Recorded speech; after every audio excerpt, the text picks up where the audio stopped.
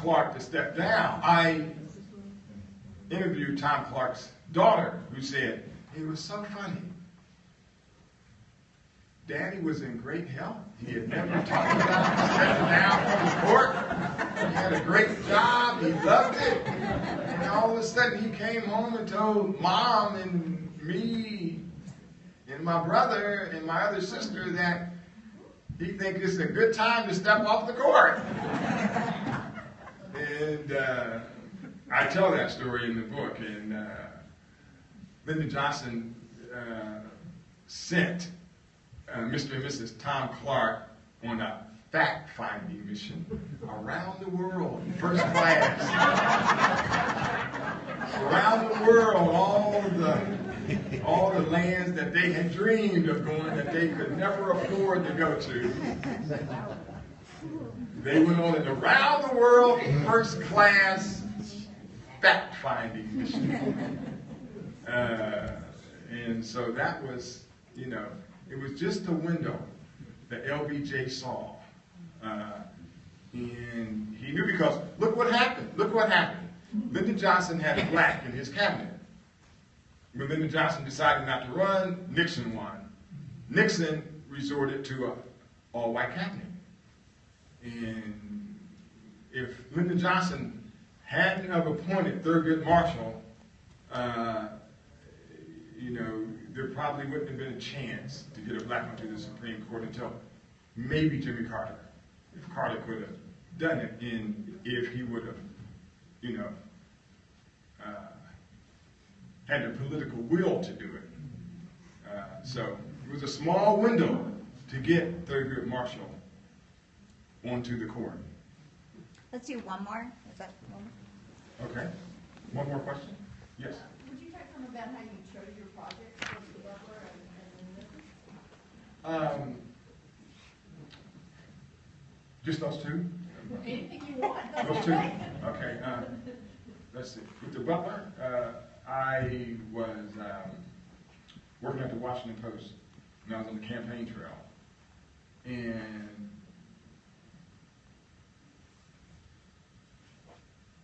Obama was a senator then, running for office. Hillary Clinton was still in the race. He was at a campaign rally in Raleigh, North Carolina, and I was there covering it for the Washington Post.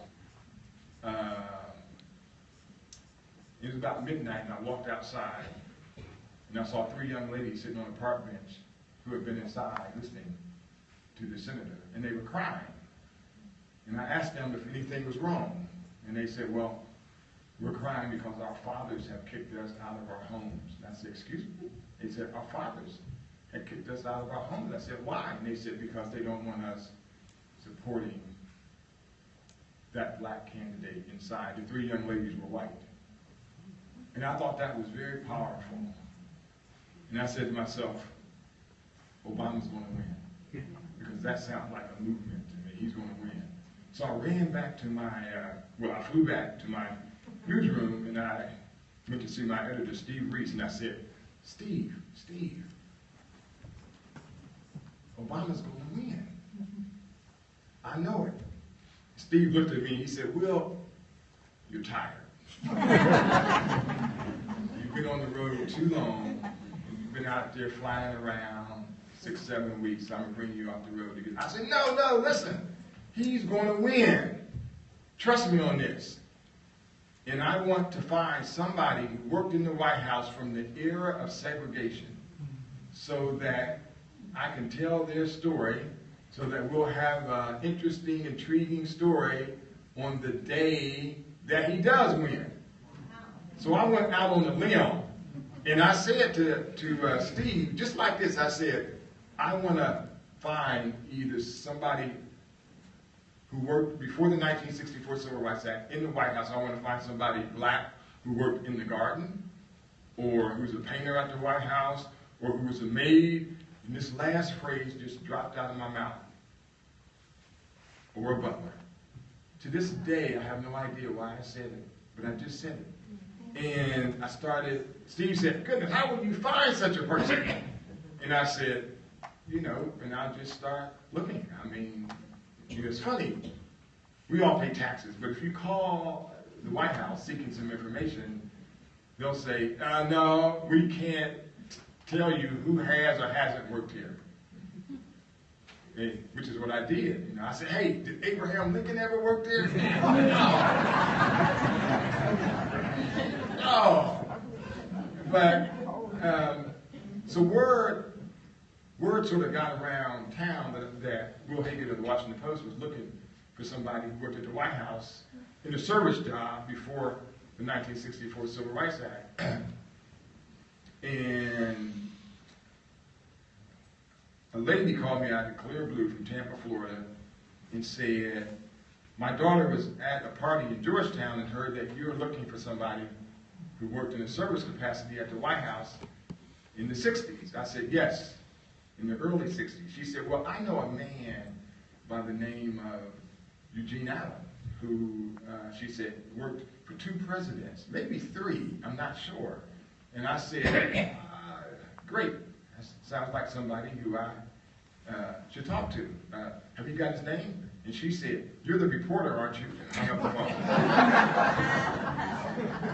phone. But before she hung up, she did tell me that he lived in the Washington, D.C., or the last time she saw him, you know, he was coming out of a reunion gala at the White House, you know, and so that told me he lived in either Washington or Maryland or the state of Virginia. So I got out phone books and looked for the name Eugene Allen. On the 57th phone call, I said, hello, it's Wil Haygood. I'm looking for Mr. Eugene Allen, who used to work at the White House. You called 57? 57, yes. Who used to work at the White House for 2 presidents. He said, I am that Mr. Allen. However, you have your facts wrong. I didn't work for 2 presidents. I worked for 8. Harry Truman to Ronald Reagan. Now, by my math, that's 8. You know, and I about dropped the phone, and Obama now had gotten his party's nomination, and we were several days from the 2008 election. So I had reached him on a Wednesday, asked him if I could come and visit him the next day, which was Thursday. He asked his wife, and his wife said, tell him he can't come tomorrow because we both have doctor's appointments. So I asked him about Friday, and they said, yes, you can come Friday. But this is Friday, so that's in 4 days before the election. So I went Friday. So funny, when I first got there, you know, they told me to show up at 10 o'clock, and I did. And, you know, I actually showed up about 9:55, laid down my bag and my notebooks, and he turns to me and he says, at 10 o'clock every morning we watch The Price is Right.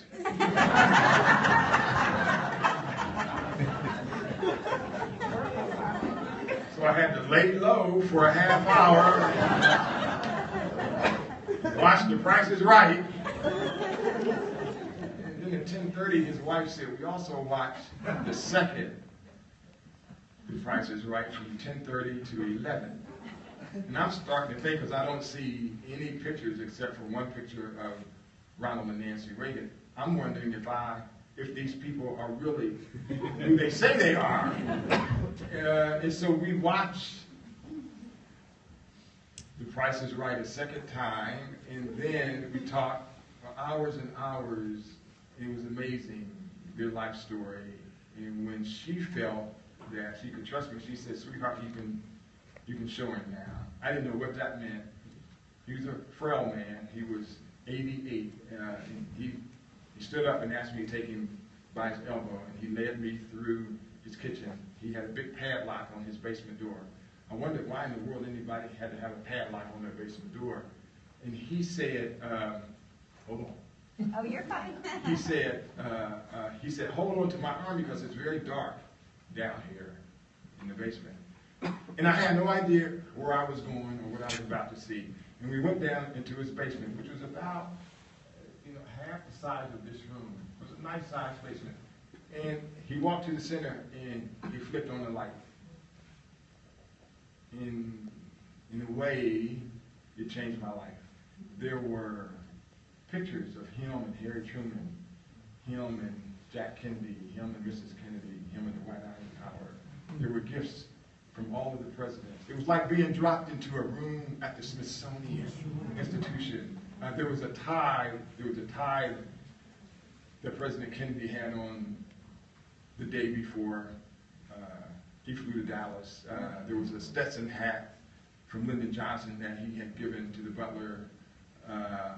There were about 6,000 photographs of amazing White House dining, and there was his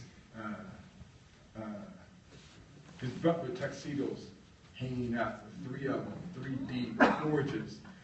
And I literally got dizzy. I mean, and I just started looking around, and I said, oh my goodness. I said, wait a minute, now, Mr. Allen, you mean to tell me that no one has ever written a story about your life, 34 years in the White House, never missed a day of work?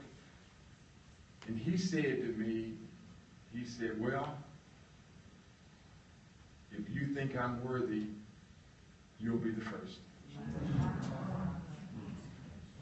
And I'll leave you with this.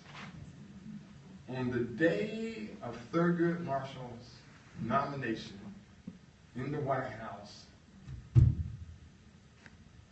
he was served a cup of tea by Eugene Allen. Thank you.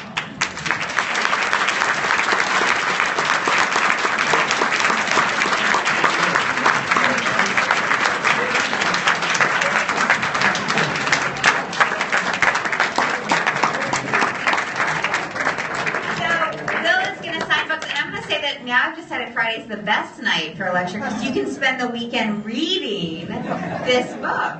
So books are for sale. They're 25% off, and he'll sign them for you.